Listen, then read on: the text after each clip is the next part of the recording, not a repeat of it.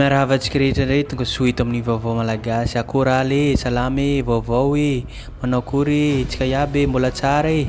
Ya eto tsika dia faneho-kevitsika androany dia mahakasika ny faneho-kevitry nataon'ny filoham-pirenentsika Andry Rajoelina izay nanatitra flera tamin'ny 7 février dia fahatsiarovana ireo mahery fontsika tamin'ny fotoana io. Alohan'izay nefa andaontsika makafaka amin'ny zavatra nyteneniny izay ahafahantsika mizara mitsakotsako amintsika mpanaraka ny YouTube vaovao malagasy. Manao Taon-Dasa tsy Tsaroana ity filoham-pirenena Andry Rajoelina ity hadino angana izy tamin'ny taona lasa alohan'ny fifidiana iny ny tifitra vahoaka malagasy tamin'ny tolona natao ireo hetsika fotsy na collectivité candidat tsy nanaiky ny fifidiana ka nitaky ny rano sy ny hitsiny ary mba hanemora ny fifidiana izay tsaikeny rehetra izay anisany maro anisa. Filoham-pirenena Andry Rajoelina amin'izao manko dia ohatran'ny madio zany izy tsisy pentina fa mahay milalao sy mahay mivarotra sakabeloha ho an'ny vahoaka rehetra. Ny mahagaga dia tsy fahatsapahantena ireo solombavam-bahoaka na ireo mpanaradia anazy ary ihany koa ireo vahoaka nifidy azy fa indrindra ireo mpisolelaka ireo fanatisme zany fa tena voavarotra amin'ny demagoziny foana ka tsy afaka mba heritreritra lalina sa hoe jamba ny vola very malagasy satria noho ny fahantrana ve dia rehefa hita fa tsy mety tena tsy mety na tsy mandeha amin'ny milona na tsy mandeha amin'ny mpahamarina sy tsy ara-dalàna aza ary tsy manaraka lalàna mihitsy ity filoham-pirenena ity amin'ny ankapobeny dia hoe merci président sanatria ity na dia manome maloto aza président dia hoe merci foana président. Mahatonga amin'ny tenan'izany manko ohatrany hoe tsy mety diso izy ary fa ohatrany hoe zagnahary na lavirary mihitsy zany tsy manaiky ho diso izy ary tsy miteny vahoaka malagasy hoe diso ane izy tamin'io 7 février io, diso ane izy tamin'ny rehetrarehetra satria izy tamin'izany ane lidera sarotra no miteny hoe diso izy na tsy mety nataoko tamin'ny vahoaka malagasy. Nandritra ny 12 taona izay dia anisan'ny tompona andraikitra feno izy ary tsy afa-miala izy ary nandray anjara ihany koa izy feno na dia tamin'ny grève 2009 aza na tamin'ny 2018 tamin'le 73 député zany dia tao ambadiky tao ihany izy ary hitatsika izy tamin'ny 73 député dia nandray anjara feno izy Rajoelina tamin'izany nandeha teo Analakely ary raha tsaroantsika ihany koa tamin'ny taona 2018 dia efa nanomana sy nampiditra fitaovam-piadiana mahery vaika izy tamin'ny filoham-pirenena Andry Rajoelina ary tamin'ny talohany nitondra tamin'ny 2018 dia nanambara tamin'izany ny filoha par intérim rivorakoto vao fa misy fitaovam-piadiana izay tsy nandalo fanadiana tsy nandalo antena intérimaire tsy nandalo rehetrarehetra fa nampidina tamin'izany tsy nisy mpiheno manko izy tamin'izany ary hita taratra tamin'izany fa any zareo dolo tamin'izany fa noho ny premier ministre no tatana teo amin'ny gouvernemanta. Amin'izao fotoana izao manko nefa izy manome anatra hoe antsika vahoaka malagasy ny fitaovam-piadiana dia tsy ampiasaina amin'izay tsy mitovy hevitra amin'izao. Ahoana zany ry vahoaka malagasy? Ahoana tsara hoe entina hamonona ny olona sa entina tsy hamonona olona? Tsy mitovy hevitra aminao mampalahelo ny vahoaka fa lasa dondrina ve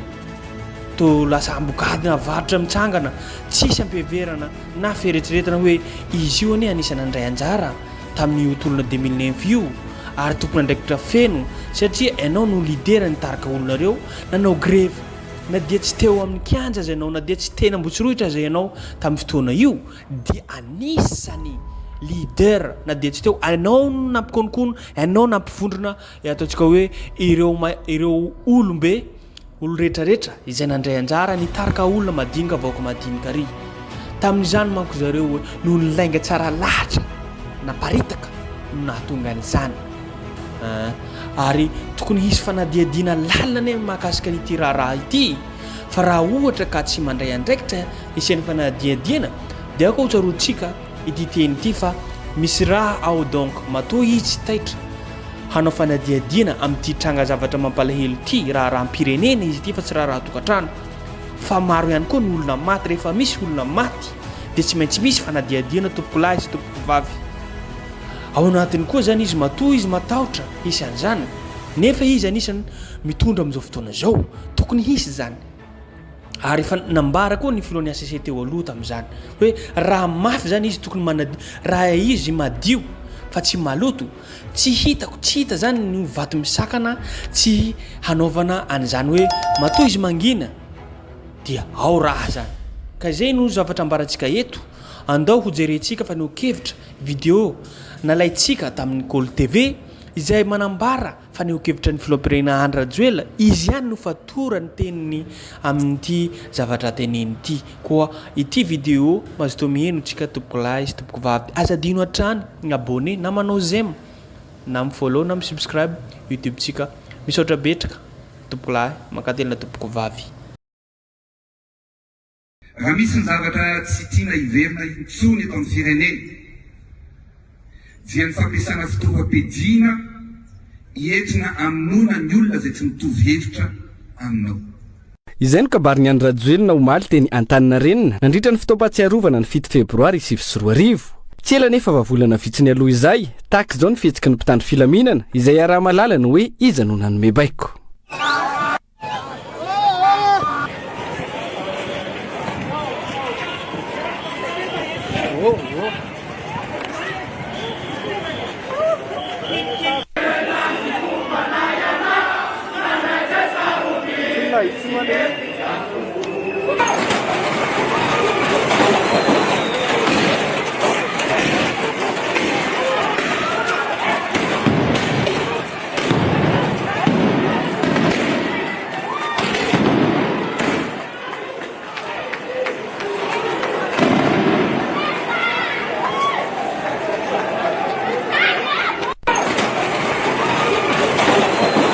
Manao Taon-Dasa Tsaroana arabaky teny Andry Rajoelina satria ny taona 2024 no nisehon'ireo herisetra fandratrana nataon'ireo mpitandro ny filaminana hoy ny faneho-kevitry ny antoko politika PRM na ny Parti Républicain Malagasy. Kandida ho filoham-pirenena, olom-boafidy, vahoaka maneho hevitra am-pilaminana hatramin'ny mpianatra tany an-tsekoly sy ireo olona nira fitsaboana tany amin'ny hopitaly isan'ny arany izay hery famoretana nataon'ny mpitandro ny filaminana izay tamin'ny 3 volana farany taona 2024 saingy volana vitsy aty aoriana izany no faneho-kevitry Andry Rajoelina izay tsy atory ny zava-nisy tamin'ireny. Mamato tena ary manana tombontsoa hitazona izany teny nomeny omaly izany Andry Rajoelina ho ny Parti Républicain Malagasy. Manovoko zao mahazo am'izay any olona mameonevony akalalana tsisy tsony zany fandrahonana mitandro filaminana sanatria hoe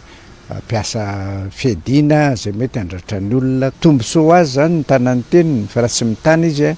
dia isy voka-dratsy ho azy zany eo amin'ny fanohizany fitantanany ny firenena zay fa era-malala fo sarotra dia sarotra tokoa ho azy zany ka mbola tsy tanany teninao ihany ianao ampy angambo zay kosa fa ohatra hoe atao karazana fanambarana misavoana fotsiny le izy le mpiaraka amin'ny kio masy manao foana zay anatsarana n'le fitondrana dia betrojamban'izay koa izy angamba ary fampiasana fitaovam-piadiana moa zany araka ny teniny dia hoe tokony sisy tsony dia hotazontsika amin'ny teniny izy tazontsika amin'ny teniny izy dia hiteo moa ny tantara ny tsara azy. Ny lasa tsy fanadino ary ho tsarain'ny tantara ireo ny ampindramina ny fahefana ho ny antoko Parti Républicain Malagasy.